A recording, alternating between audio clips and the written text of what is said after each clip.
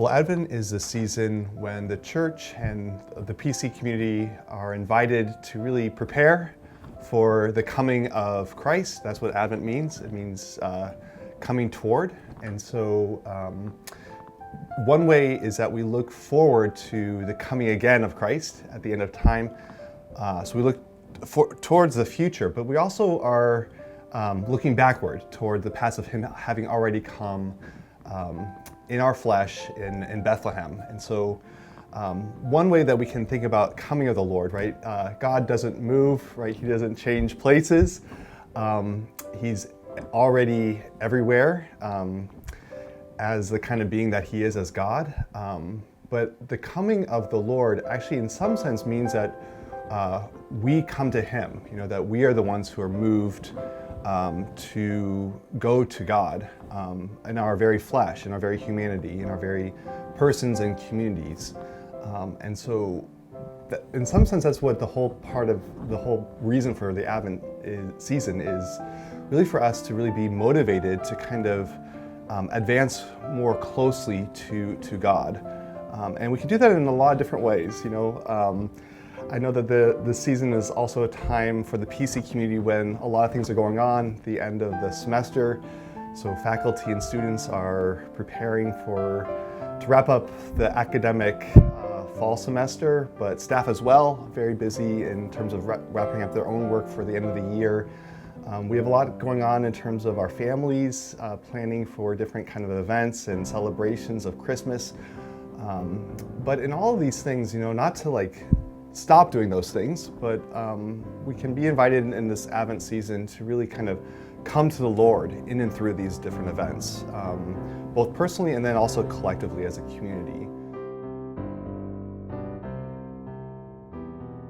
I think on campus we can best observe this season of Advent by really just kind of committing ourselves to being more mindful about the opportunities and the reasons for this season, to prepare our hearts for the coming of Christ, which He comes on a daily basis, right? And so really opening our hearts and our minds to receiving Him, both in ourselves, but also in each other, recognizing His presence. And there are a lot of opportunities, a lot of events on campus, the lessons and carols, going to Mass in the chapels, the Christmas tree lighting, the celebrations for faculty and staff in various departments. These are various ways that we can actually kind of make a gift of ourselves to each other and to receive the gift of others to us. And so just kind of really, in a sense, taking the opportunity to receive that invitation to deepen our humanity, to actually kind of become more committed to sharing ourselves with each other and celebrating the ways in which God is active and present on our campus and in each of our lives. So I'm originally from Washington State, and many of our Christmases were spent on my grandpa and grandma's farm, just on the border of Idaho and Washington. So it was a really magical place to celebrate Christmas because it was very quiet, very rural.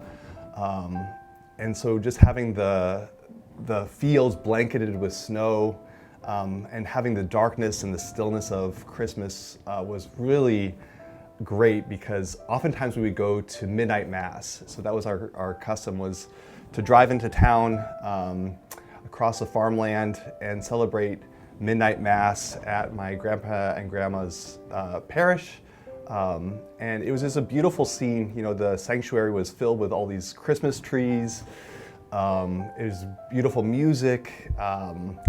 And as a child, just having that excitement of staying up late for midnight Mass was phenomenal. And then we'd just come back to the farm and, as much as possible after we settled down a little bit with the excitement, we'd fall asleep. And then the next morning we would wake up and we were not allowed to open our presents until after the brunch, but we could open up our stockings. And then I came from a family of, there are 3 brothers, and we'd each contribute to giving a gift to each other. And so that would be the first gift that we'd open up as well on Christmas Day. But it was just a great time to celebrate with the whole family. My grandparents, my uncles and aunts and cousins would come over as well. And we just have a lot of great Christmas celebrations together. So I guess my wish and my prayer for the PC community this Christmas season is really to kind of appreciate more deeply how Christ is our peace, that He is the Prince of Peace, and in many different ways, in our world and in our local communities, we can be kind of lose sight of that peace. We can kind of be disrupted by different ways in which we can, the peace is kind of not fully appreciated, and so I guess that would be my wish, my prayer for the PC community, and through the PC community to various other communities and throughout the world, that we can be more and more enter into the peace of Christ, and in that way realize our identity as peacemakers. And that, in some sense, that's like the entire gospel, right? That we hear declared by the voices of the angels, glory to God in the highest, and to all of humanity, peace on earth, and so just a prayer for peace, I guess, would be my wish for us all.